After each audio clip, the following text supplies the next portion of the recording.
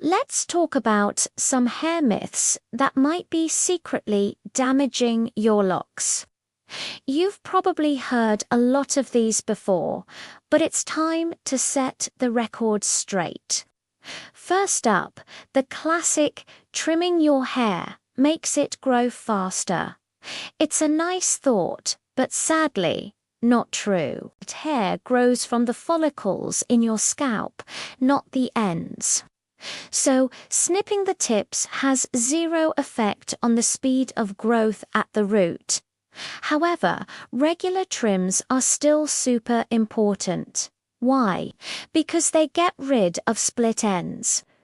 When you let split ends hang around, they can travel up the hair shaft, causing more breakage and making your hair look thinner and shorter.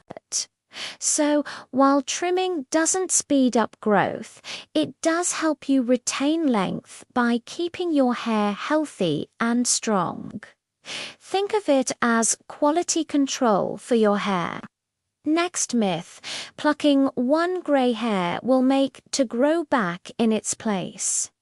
This one sounds like a horror story for anyone spotting their first silver strand. But relax, it's completely false. Each hair follicle can only grow one hair. When you pluck a grey hair, the follicle might eventually produce another one.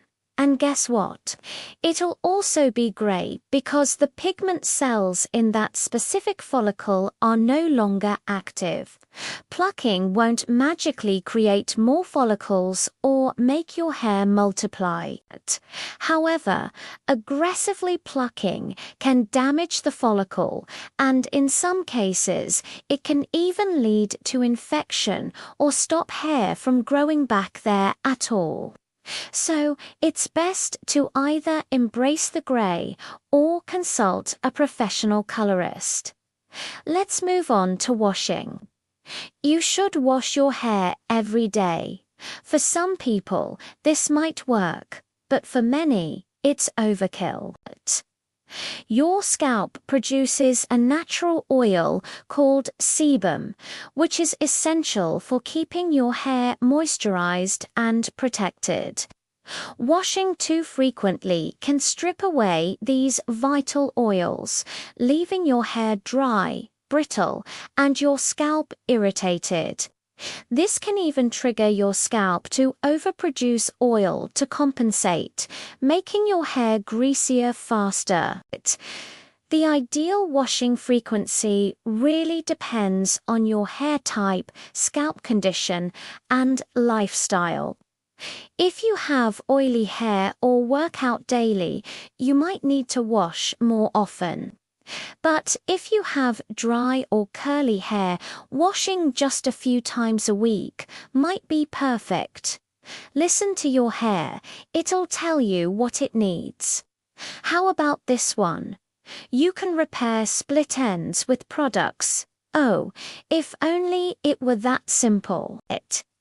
Many products claim to mend or repair split ends, but what they're really doing is temporarily gluing or smoothing them down with ingredients like silicones.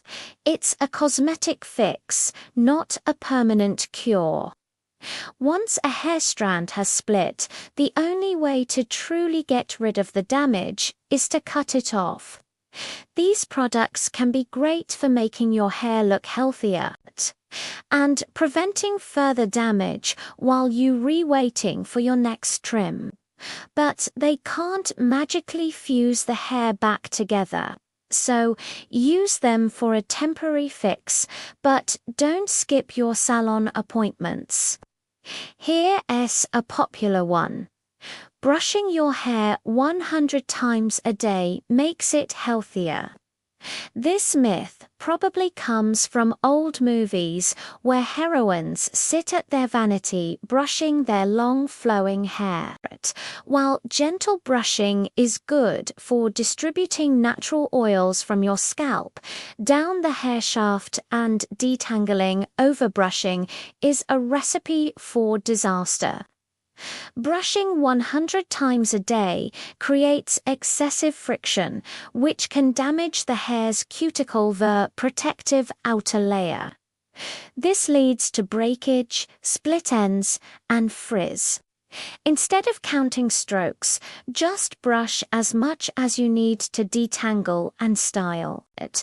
And always use a good quality brush, starting from the ends and working your way up to the roots to minimize breakage. Be gentle, your hair will thank you for it. Let's tackle a styling myth. Natural oils are the best moisturizers for hair, while oils like coconut or argan oil are fantastic for sealing in moisture and adding shine. They aren't moisturizers themselves. Think of it this way: moisture comes from water. Oils are hydrophobic, meaning they repel water. So, if you apply oil to dry hair, you're just coating it and preventing actual moisture from getting in. The right way to use oils is to apply them to damp hair after washing and conditioning. This way, the oil locks in the water you just added, keeping your hair hydrated for longer. So, water first, then oil to seal the deal. Finally, the idea that switching up your shampoo and conditioner regularly is necessary because your hair gets used to it. Your hair is not a living, thinking entity that can build up a tolerance to products. It's dead keratin. If your favorite shampoo suddenly stops working, it's not because your hair got used to it. It's more likely that your hair's needs have changed due to factors like chemical treatments, a change in the weather, or even product buildup. Instead of constantly switching, try using a clarifying shampoo once a month to remove any residue. That will often restore your product's effectiveness. Finding what works for your hair is a journey. But once you do, there's no need to break up with your favorite products. By understanding the science behind hair care, you can build a routine that truly works for you. So, let's ditch these myths and start treating our hair with the knowledge and care it deserves.